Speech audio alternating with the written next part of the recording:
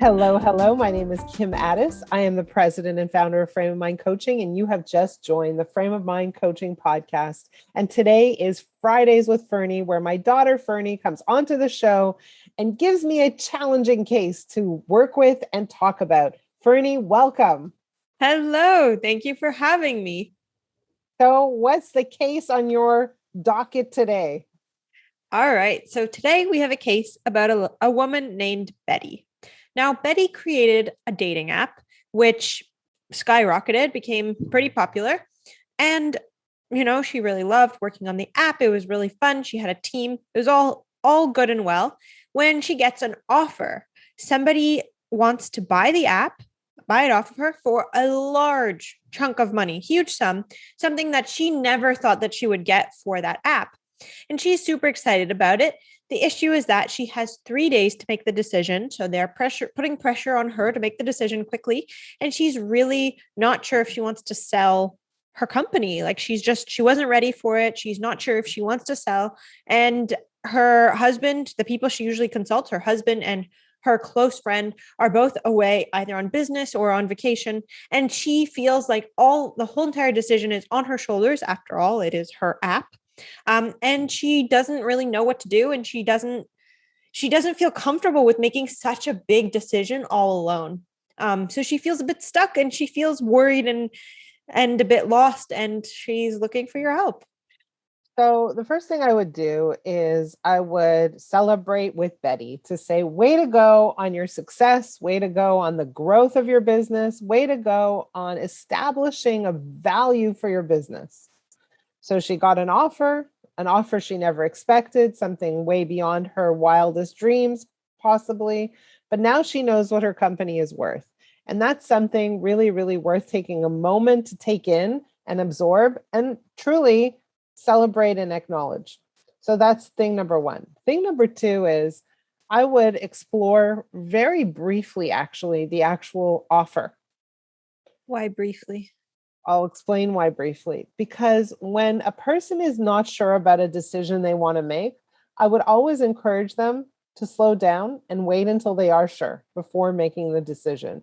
So I would never push someone to make a decision when they're not 100% sure that that's the direction that they want to go. So in this case, she got an offer. Great. My question is, why is there a 3-day limit on this offer? If the business is desirable and if the company wants this, why is there a 3-day limit on this offer? And so I would push back on the 3 days. And I would say to Betty, I would encourage her to not succumb to the pressures around her, to respond within a 3-day limit, and to give herself the time she needs to make a decision that's appropriate for her. There are lots of factors when you consider whether or not you want to sell your business. Number one, is it at its peak? Are we optimized in our business? Is this the maximum value we can get?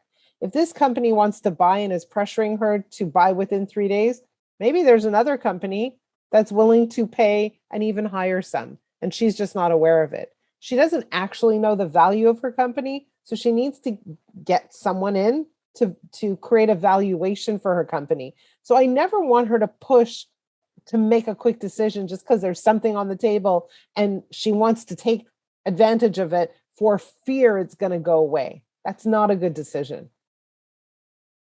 So I would encourage her to slow down. I would encourage her to say, I cannot make a decision in 3 days. My husband's gone. I really need to talk to him. And so I need, 30 days, not 3 days. And if you're not willing to give me 30 days, this is not a good offer for me.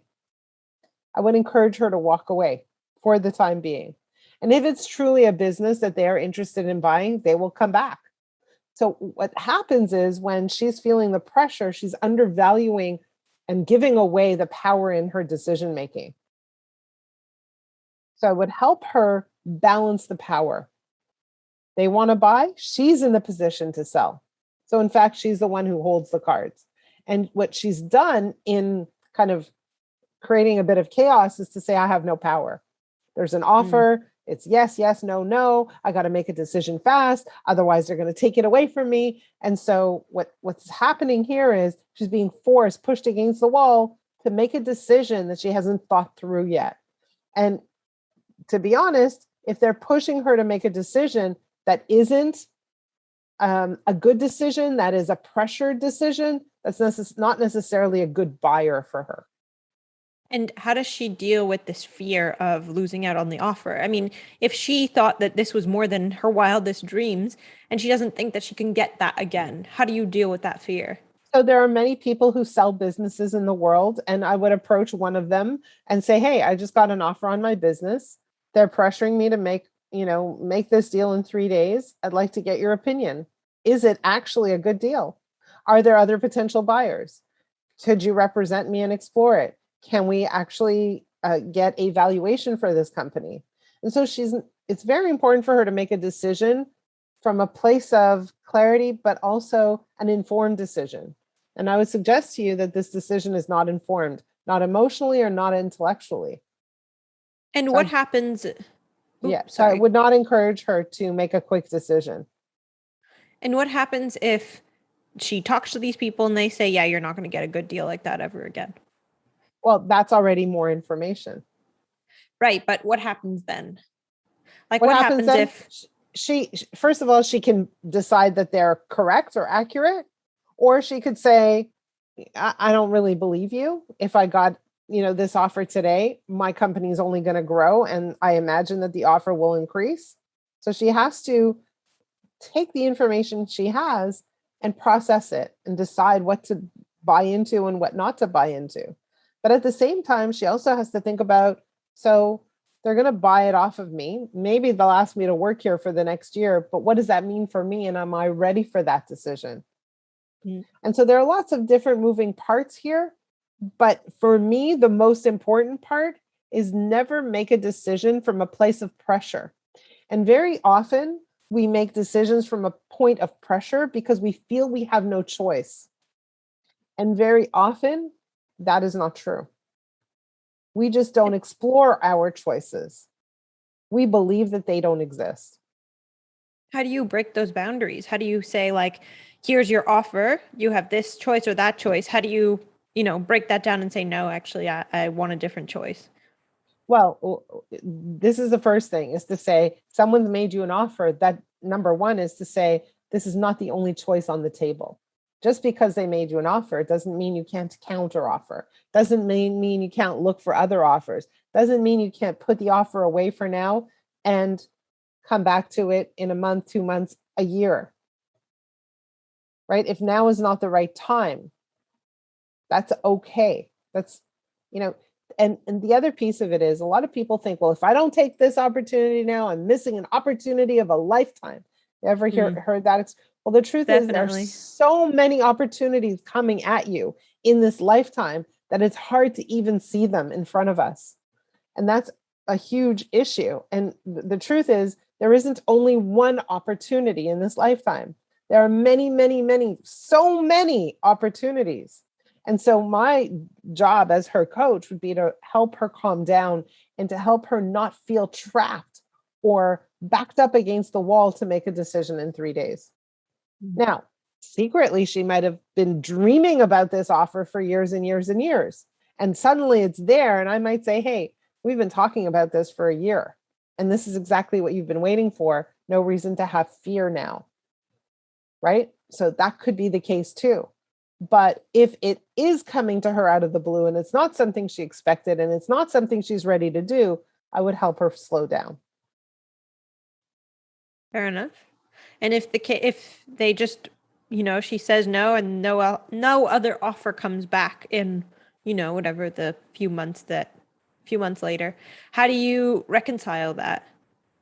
I think that's fine. I think that what that means is the timing wasn't right and the timing will become right again. And if she really wants to sell, she should do it properly by understanding what her company is truly worth and exploring all the potential buyers, not just one. Makes sense. So from what I hear you saying is that we want to eliminate the pressure. Just because someone's putting pressure on you doesn't mean that you have to accept that. And that there's Absolutely always correct. more options. and that your hand is stronger than you imagine it to be a lot of the times. And It's again, really just good to know. because someone is pressuring you doesn't mean you have to accept the pressure. It's good to know and super encouraging. So, Yeah. if you were to give her one last piece of advice, what would it be? Always the advice is when you feel trapped, when you feel squeezed and pressured, the truth is you have way more options than you are conscious of in that moment.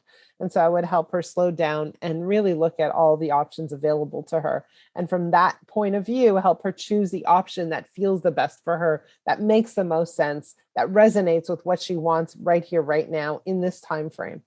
So there's always many more options than you imagine. Good advice. Thank you. Thank you. That was a good one. I like that one. For those of you who are listening, if you have a challenge or case that you want to share with us, please reach out to us. Ferne, how do people reach you? Please email me at fernekotlyar@live.com. That's FERNEKOTLYAR@live.com. Amazing. And you can reach me at kim@frameofmindcoaching.com. For those of you who have been listening and watching, please continue to do that. We love your comments, your feedback. Please like, please share, please do all the things. We definitely want to hear from you. And if you have a case or a challenge that you want to share on the podcast, please reach out to me as well. We are always looking for guests for our Tuesday episodes. Until we see you next time.